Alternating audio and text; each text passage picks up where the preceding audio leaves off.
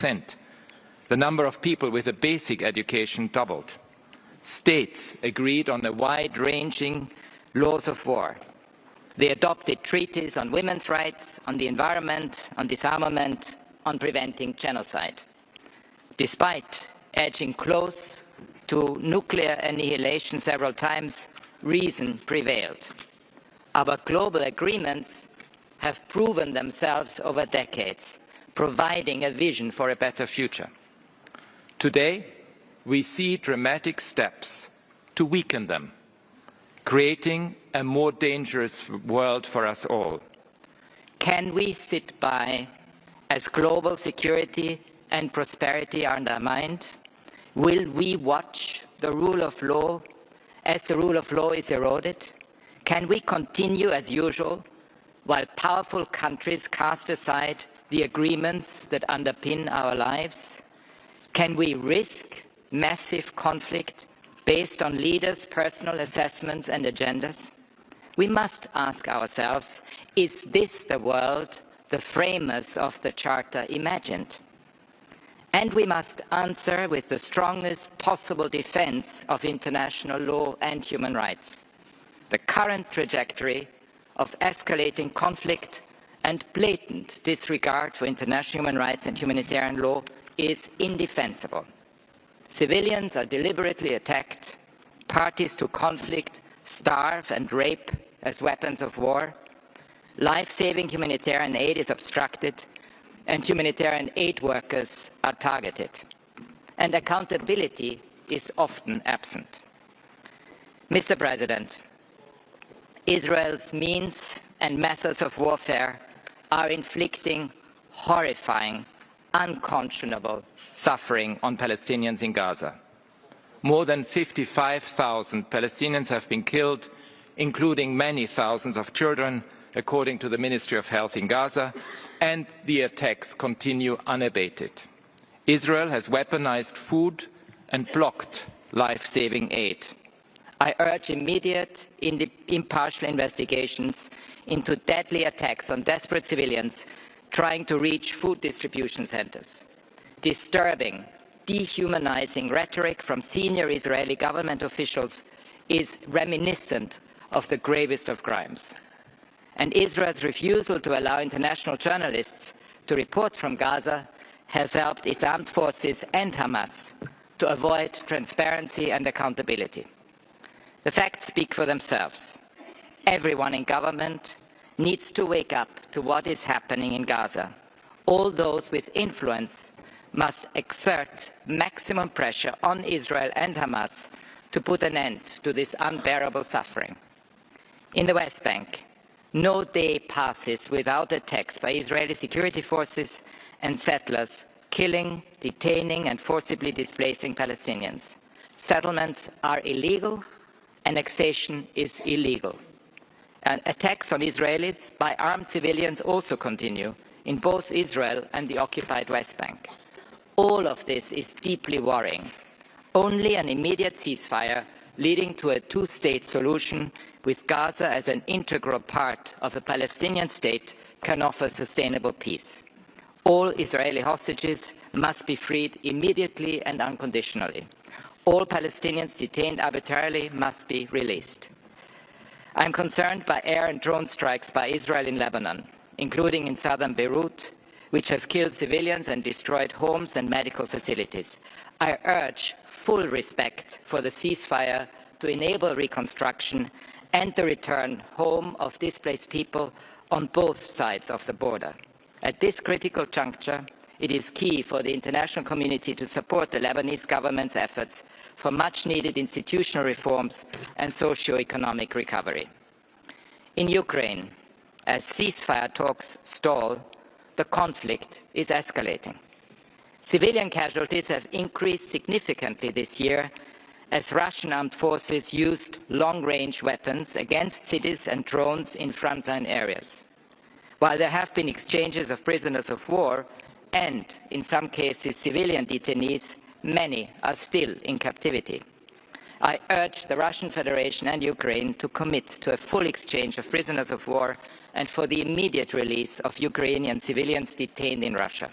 We urgently need a comprehensive ceasefire leading to a peace agreement in line with the UN Charter and international law. Sudan is plunging deeper into chaos and lawlessness without the attention this situation demands.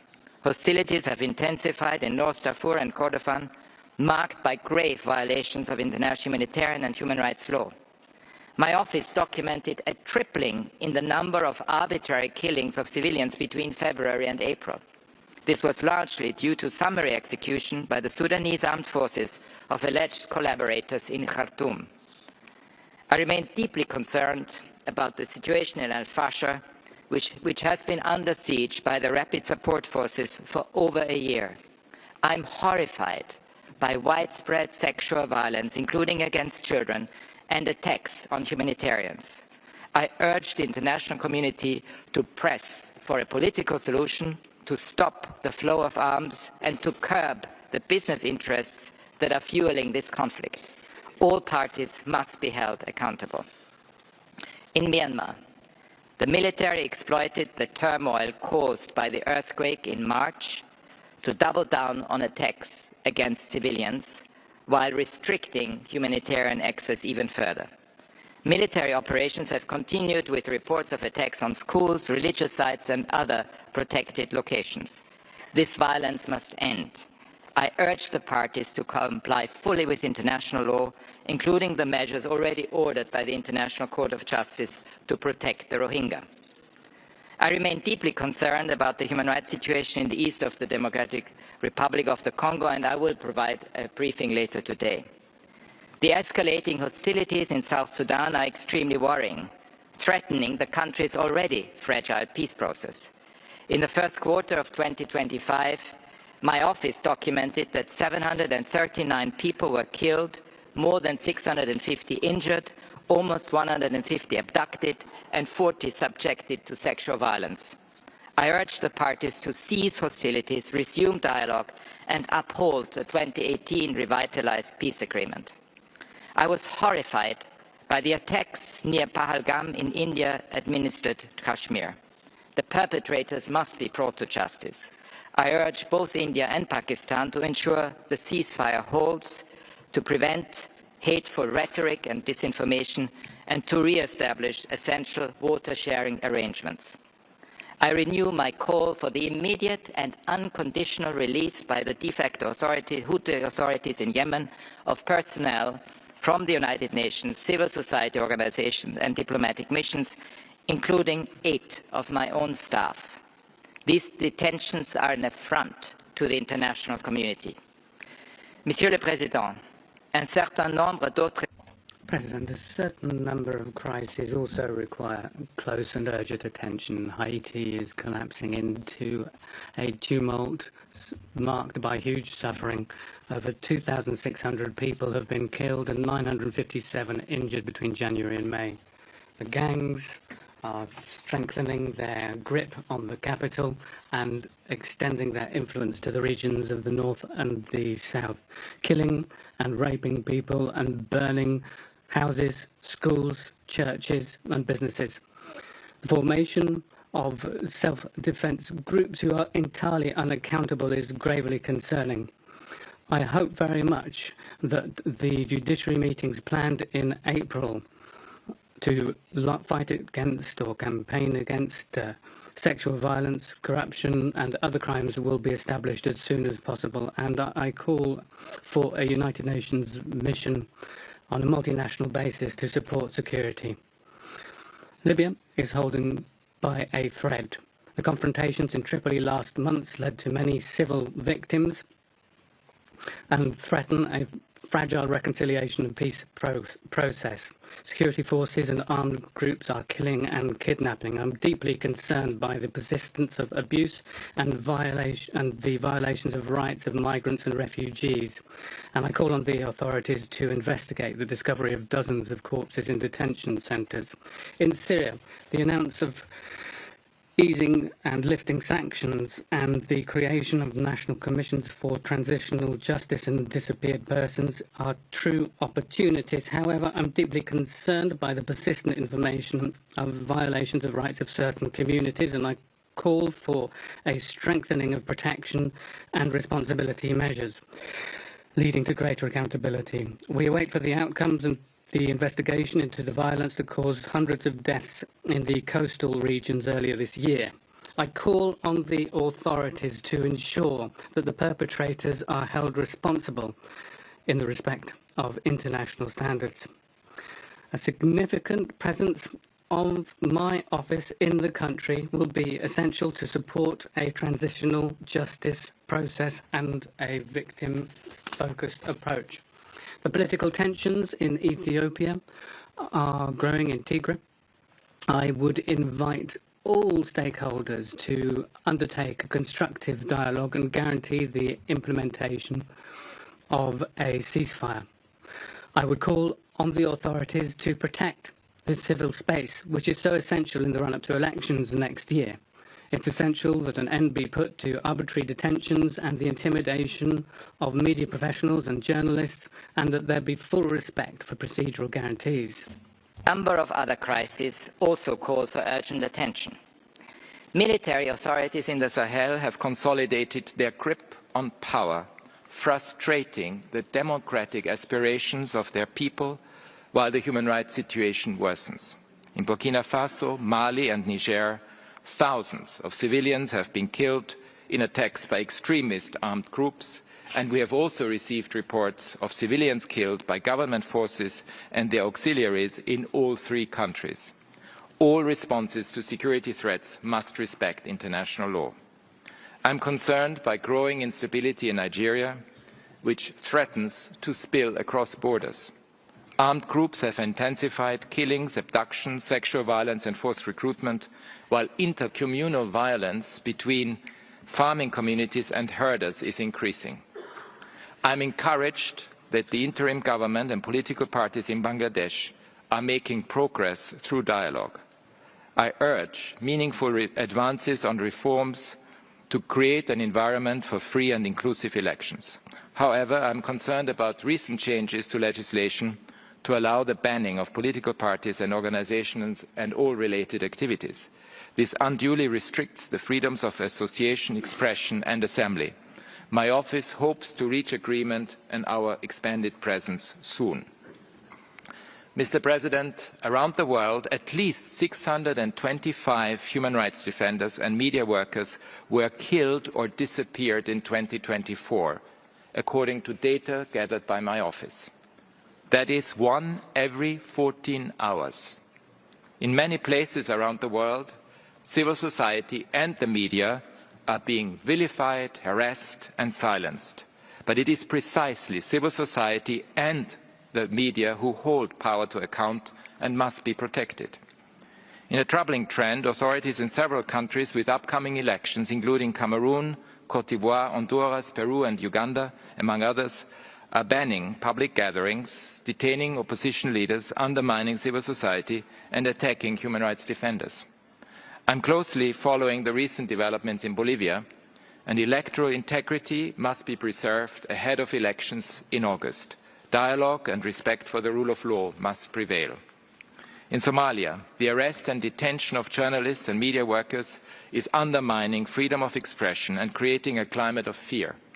Some 26 journalists and media workers have been arrested in Mogadishu so far this year. My office is also documenting increased arbitrary detentions and intimidation of political opponents and media workers in Venezuela following the 2024 elections. I have serious concerns about torture and ill treatment in detention and violations of due process, and I will provide an update on the 27th of June. In Turkey, I am concerned about mass detentions, including of opposition figures on charges of corruption and terrorism. All those detained for the legitimate exercise of their rights must be released immediately. In Georgia and El Salvador, new laws make it more difficult for NGOs and independent media to access foreign funding. This could harm their ability to operate freely and effectively. Similar legislation is under discussion in Hungary, and I urge the government to reconsider it. In the Russian Federation, I remain deeply concerned by the ongoing suffocation of dissenting voices, civil society, lawyers and the independent media. Criminal charges and harsh sentences for people who criticize state policy or legislation are contrary to international human rights standards. During my visit to Serbia last month, I was struck by the courage and resilience of young people who have mobilized for accountability, transparency and the rule of law. Their voices need to be heard and respected. I continue to engage directly with China on a wide range of issues. I am concerned about lack of progress on much-needed legal reform to ensure compliance with international human rights law. I also regret that there has not yet been a resolution to the individual cases we have raised. My office continues to receive worrying reports of violations in Xinjiang, including undue prison sentences, incommunicado detention, and restrictions on fundamental rights. In Hong Kong, the continued application of national security laws raises serious concern about the shrinking of civic space. In Tibet, there are ongoing infringements on cultural and other rights.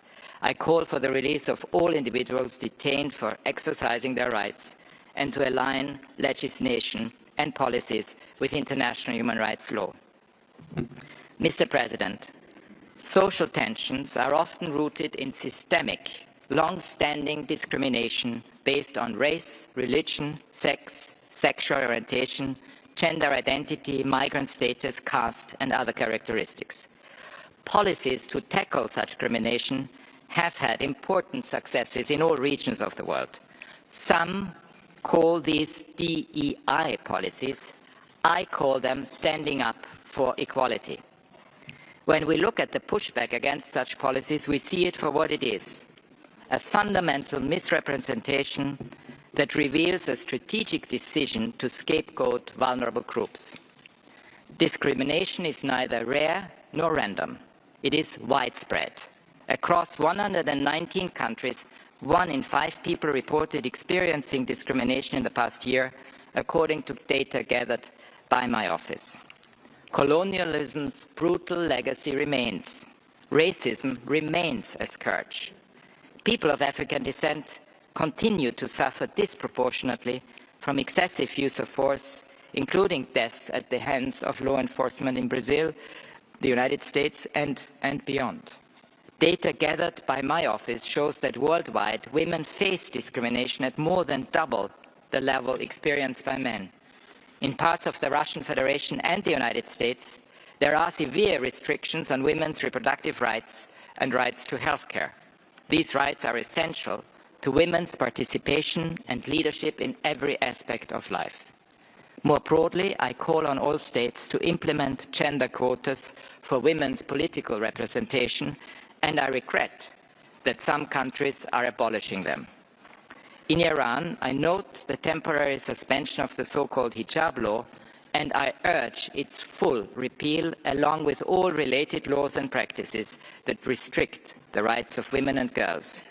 And in Afghanistan, the de facto authorities continue to enforce a systematic policy of erasing women and girls from public life. Even their voices are silenced outside the home, and women are banned from higher education and most employment. Disability rights also face pushbacks after years of progress. Some countries are reducing accessibility and cutting funding for access programs, and influential figures have openly mocked people with disabilities. LGBTIQ+ people continue to face legal restrictions, hate speech, and even violence. In West Africa, draconian laws threaten to criminalize consensual same-sex relations and restrict the work of human rights defenders supporting LGBTIQ+ people. In Argentina and the United States, government officials have made statements vilifying transgender and non-binary people while restricting their rights. Georgia, Hungary, Slovakia, and Turkey are among countries that have adopted or are considering laws that could prohibit LGBTIQ+ advocacy and ban pride marches and educational material in schools. In Uganda, the Anti-Homosexuality Act fuels systemic violence and discrimination. At least 70 cases involving 88 victims were documented in the first 4 months of this year. Migrants and refugees are also targeted by hate speech, unjust legal restrictions, scapegoating, and other forms of discrimination in many parts of the world. In Tunisia, Anti-migrant rhetoric from public officials has fueled physical attacks and online hate campaigns. Close to 640,000 Afghans returned to their country from Pakistan and Iran in recent months. More than 250,000 of them were forced to do so. Regardless of legal and documentation status, Afghans forced to return may encounter serious protection risks, especially women and girls who face severe persecution. Migrant workers from Myanmar face deportation from Thailand, sometimes followed by conscription into the Myanmar armed forces.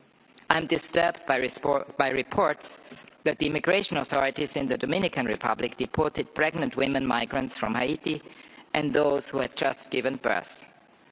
Here in Europe, I'm concerned that several leaders recently called for changes to the interpretation of human rights law on complex issues of migration governance. I urge EU countries to put human rights at the center of new regulations on returns and migration governance more generally, including by expanding safe and regular pathways. In the United States, the arrest and deportation of large numbers of non-nationals, including to third countries, raise serious concern over respect for their rights. As people protest against these developments, I urge the authorities to respect the right to peaceful assembly and to uphold human rights in law enforcement, including by refraining from any resort to military force when civilian authorities are capable of maintaining public order. Mr. President, distinguished delegates, as disturbing as all this pushback is, we must not fall for the hype. This is not a global phenomenon. The vast majority of countries around the world continue to support the expansion of human rights and fundamental freedoms. Half the world's population now benefits from effective national human rights institutions that work with my office. That figure has tripled in the past 2 decades. And policies to promote equality are working. In Brazil and Nigeria, for example, quotas for minorities and marginalized groups have contributed to greater representation in education and employment. Countries including Bolivia, Chile, Fiji and Peru have implemented initiatives to promote the participation of indigenous peoples, including reserving seats in national parliaments. The government of Guatemala has started to hold monthly meetings with indigenous peoples and people of African descent, leading to several local agreements on territorial claims. Thailand recently became the first country in Southeast Asia to legalize marriage equality.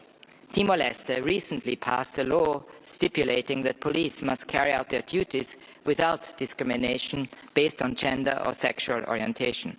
Pakistan has outlawed child marriage in Islamabad, a historic legal breakthrough. The first resolution on discrimination based on work and descent, adopted by the African Commission on Human and People's Rights, is an important step to address deep-seated stigma. In Somalia, the new National Disability Rights Bill provides a framework for action and inclusion. And around the world, I am pleased to see governments working to implement their pledges under our Human Rights 75 initiative, with new laws on access to information, reforms to criminal justice systems, and stronger engagement with human rights mechanisms. Mr. President, many of the poorest people in the world are falling even further behind, with their rights to food, health, and adequate standard of living under assault. The 2030 Agenda for Sustainable Development is slipping out of reach. More than half of low-income countries are currently in or at high risk of debt distress. Many are also on the front lines of the climate crisis, and the development finance they desperately need is dwindling as major economies shift their priorities, expand defense budgets, and cut development finance.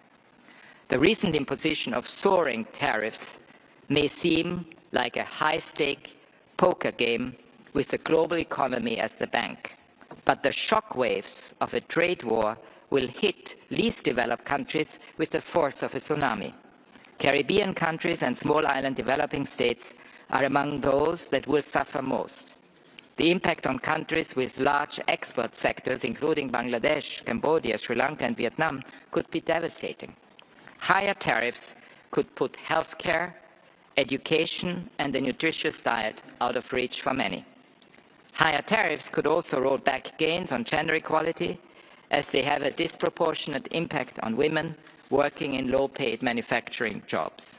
Many least developed countries have no social safety net, leaving people utterly unprotected. I'm deeply disturbed by approaches that treat the poorest people on Earth as collateral damage.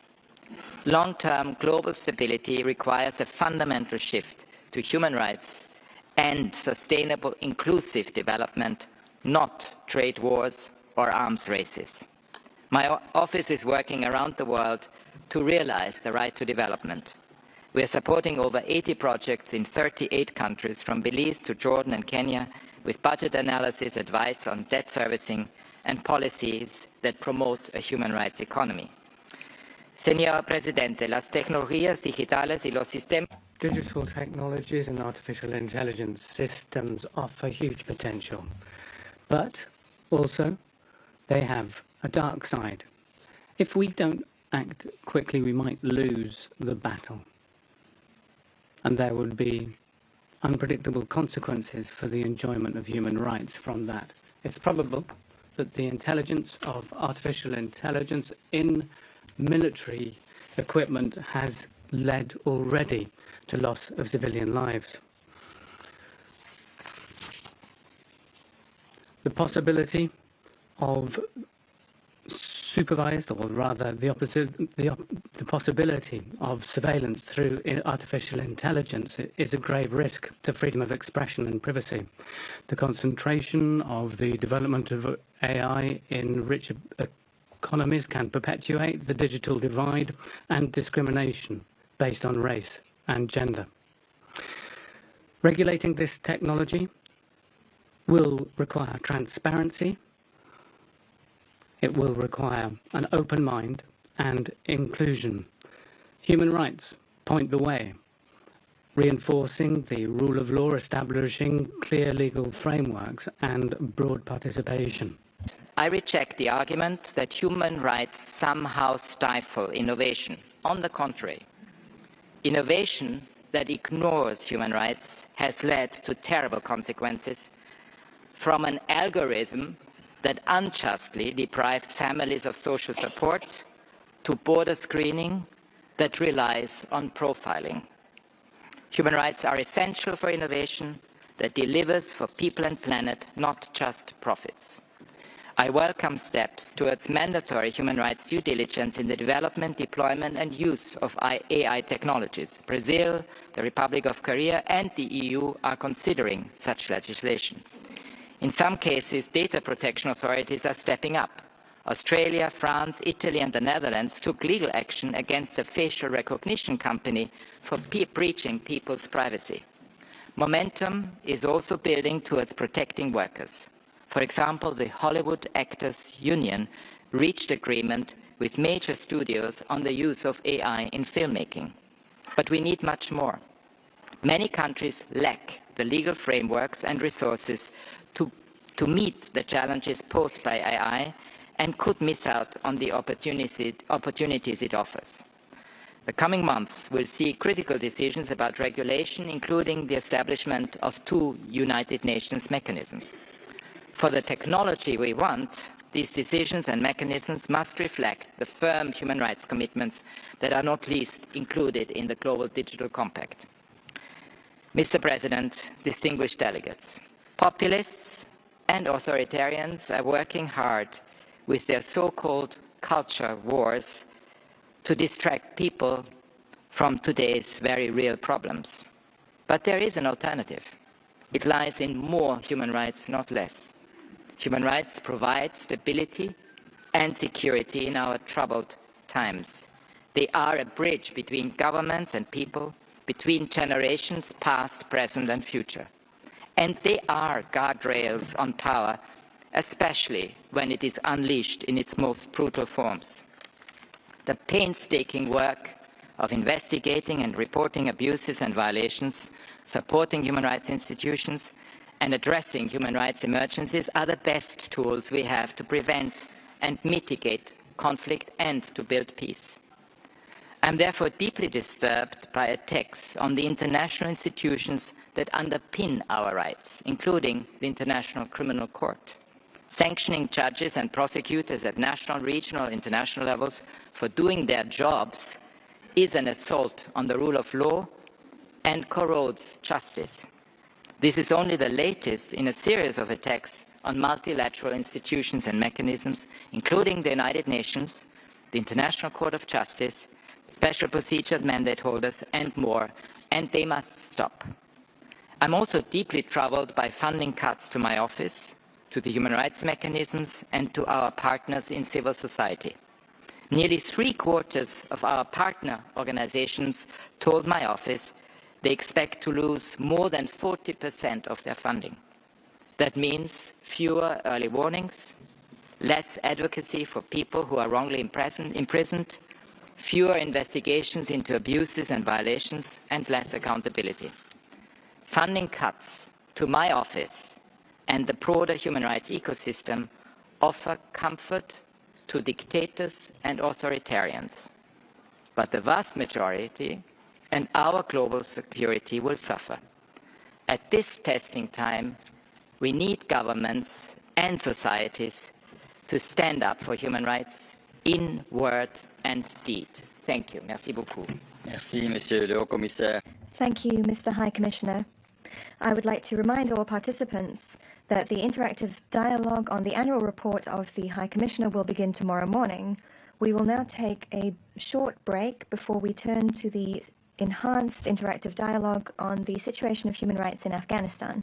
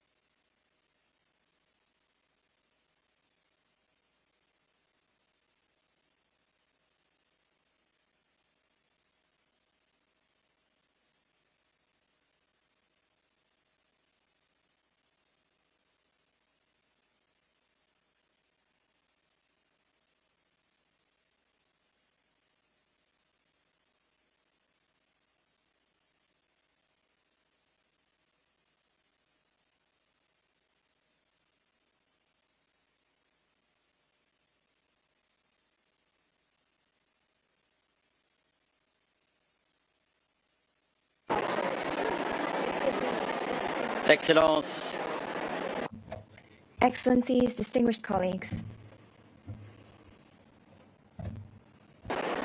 okay, please take your seats, colleagues. We are continuing.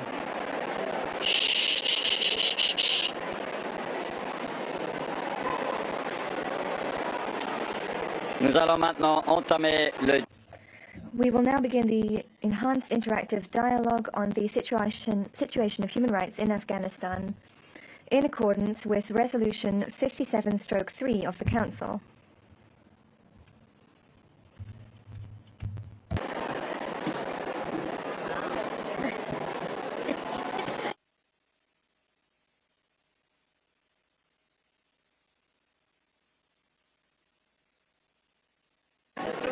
Je rappelle que la durée des I would like to recall that the duration of interactive dialogues is 1 hour and 30 minutes.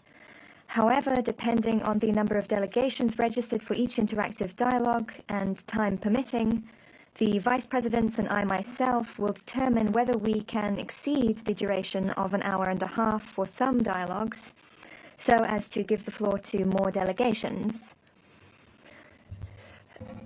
I invite the delegations on the list to be ready. Interpretation in Dari will be available as an exception during this meeting, so as to make it more accessible to those following the interactive dialogue in Afghanistan. The interpretation is available via the floor channel. Excellencies, distinguished colleagues, it is my honor to welcome Ms. Nada Al-Nashif, Deputy Commissioner for Human Rights, who will make the opening statement. Also, please allow me to welcome our distinguished speakers. Mr. Richard Bennett, Special Rapporteur on the situation of human rights in Afghanistan. Mr. Maibullah Tayed, the Counselor from the Permanent Mission of Afghanistan. Ms. Zara, that is a pseudonym, a teacher and survivor of child marriage living in Afghanistan, who will address us via video message. Ms. Fatima Amiri, an activist for education for Afghan girls, a student and survivor of an attack against an education center in Kabul, and Ms. Mariam Mitra, a researcher, poet, and women's rights activist in Afghanistan. The speakers list will be closed in 15 minutes, and I have the honor to give the floor to the Deputy Commissioner for Human Rights for her statement. Thank you, distinguished President, Your Excellencies, colleagues and friends. I'm pleased to represent the High Commissioner at this enhanced interactive dialogue and to address this Council on a matter of urgent and ongoing concern: the state of access to justice and protection in Afghanistan, particularly for women and girls. Since the Taliban seized power in August 2021, justice in Afghanistan has undergone a dramatic and deeply troubling transformation. The legal framework established during the Republic of Afghanistan era has been effectively suspended or dismantled, with new structures put in place. They include the reconfiguration of the judiciary, including the removal of female judges, the dissolution of the Office of the Attorney General, restricted space for defense lawyers and the rights of the accused, and the removal of key protection mechanisms. In short, legal and institutional safeguards essential to upholding the rule of law have either been removed or severely compromised. These, along with the very wide range of discriminatory measures introduced by the de facto authorities, have had a profound impact on the population of Afghanistan, in particular women and girls. Last October, the Council mandated the Special Rapporteur on the situation of human rights in Afghanistan to prepare a report on access to justice and protection for women and girls. This report addresses the compounded effects of multiple and intersecting forms of discrimination and presents an important baseline study on the type of obstacles that women and girls face in relation to access to justice and protection in Afghanistan. It finds that across the country, while Afghans are encountering significant barriers in seeking legal recourse or redress for harms endured, the situation is particularly grave for women and girls. Their access to justice has become practically non-existent. Without a mahram, women and girls cannot access a lawyer, courts, or other institutions, and cannot seek protection or reparation from harm. By virtue of this system, women who are victims of domestic abuse, whose mahrams may also be the perpetrators of violence or exclusion, are rendered invisible, with no real hope of protection. We witness an institutionalization of the most extreme forms of gender-based discrimination and segregation. Women and girls have been systematically excluded from public life and to a large extent deprived of their most basic human rights, including access to secondary and higher education, healthcare, employment, freedom of movement, and freedom of expression. Women and girls' access to justice is so challenging, whether in the formal or the informal justice system, that it amounts to barely any access at all. This situation is especially devastating for those with intersecting and marginalized identities. And I mean women and girls from ethnic and religious minorities, women with disabilities, and from female-headed households who face heightened risks of violence, exclusion, and deprivation. They are doubly victimized in a system that already considers women and girls less deserving of rights and dignity. It is important to acknowledge that these challenges are not new. Long before the Taliban's takeover, Afghanistan's justice system suffered from structural weaknesses, with entrenched corruption, limited institutional capacity, and widespread reliance on informal dispute resolution mechanisms, particularly in the rural areas. Impunity for violations committed by both national and international actors further eroded public trust and left many victims, once again, especially women and girls, without effective protection or recourse. We hope, therefore, that today's discussion will help refocus global attention on the rights of Afghan women and girls, enhance robust and sustained political engagement by the international community, along with financial support for the reforms. And I am especially pleased to welcome the Afghan women joining us today to participate in the dialogue from Afghanistan and from around the world. It is critical to ensure, dear ladies, that your voices remain at the center of this Council's deliberations. Excellencies, the credibility of our collective commitment to human rights, and especially to the fundamental rights of women and girls, is measured by our responses in situations as grave as this one. Let us act with resolve, in coordination, and with urgency. Thank you very much. Merci beaucoup. Thank you very much. I now give the floor to Mr. Richard Bennett for his presentation. You have the floor. Mr. President, Madam Deputy High Commissioner, Excellencies, delegates, colleagues and friends, I welcome and pay tribute to the women human rights defenders who will speak here today. As a Council, I ask that you hear them and the people of Afghanistan, whose demands for justice, protection, support and solidarity are unwavering. It is our responsibility not only to listen, but also to act. My new report examines access to justice and protection for women and girls. From my extensive consultations and from submissions from almost 200 women inside Afghanistan, it's clear that the meaning of justice can vary among and between Afghans and is shaped by different backgrounds, identities, and lived experience.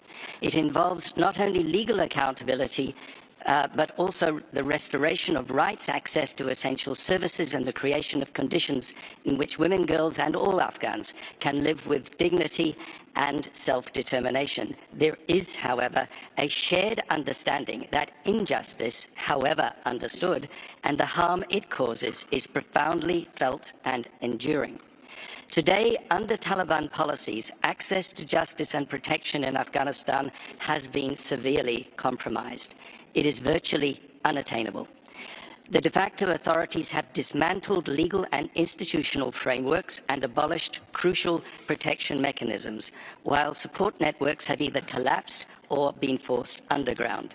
The Taliban's transformation of the justice system weaponizes the legal, judicial, and social order to oppress women and girls, their allies, and LGBT persons. It is designed to enforce, entrench, and sustain the group's repressive and misogynistic ideology. While all women and girls bear the brunt, those with intersecting minority and marginalized identities are especially affected. This system of gender persecution amounts to crimes against humanity and is well characterized as gender apartheid.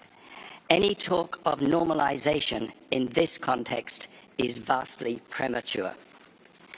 Mr. President, members of the Council, I invite you to consider the situation beyond this latest report. My 10 reports to this Council and the General Assembly since 2022 together chart an alarming trajectory of deepening discrimination and repression of the people of Afghanistan, especially women and girls, and the situation is continuing to deteriorate, whether through ever-expanding restrictions, increasingly harsh enforcement of repressive moral codes, shrinking media and civic space, the alarming increase in corporal punishment, or continuing reprisals against former members of the security forces. Against this backdrop, I'm increasingly alarmed by any framing of Afghanistan as a kind of lost cause, where nothing can be done to change the situation.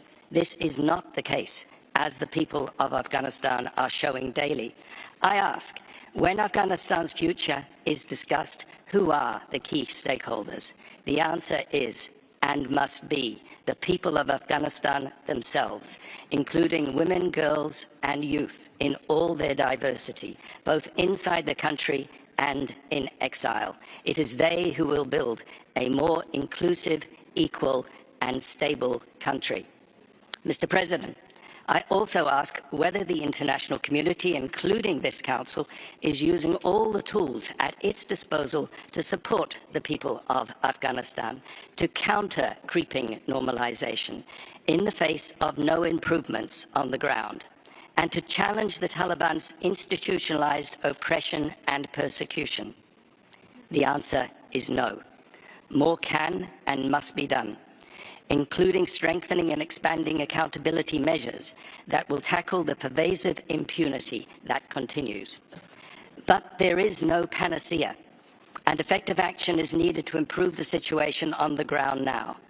I continue to advocate for an all-tools approach, a range of interventions that together exceed the sum of their parts and maximize the potential for the emergence of a safe, stable, and inclusive Afghanistan. This should include prioritizing support for Afghan-led civil society, especially women-led NGOs, providing humanitarian assistance, funding education and economic empowerment initiatives for women and girls on the ground, and assisting states who are hosting Afghan refugees.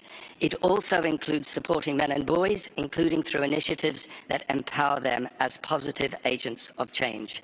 We, the international community, must stand firmly with the brave people of Afghanistan who continue to risk everything in pursuit of justice, dignity, and peace.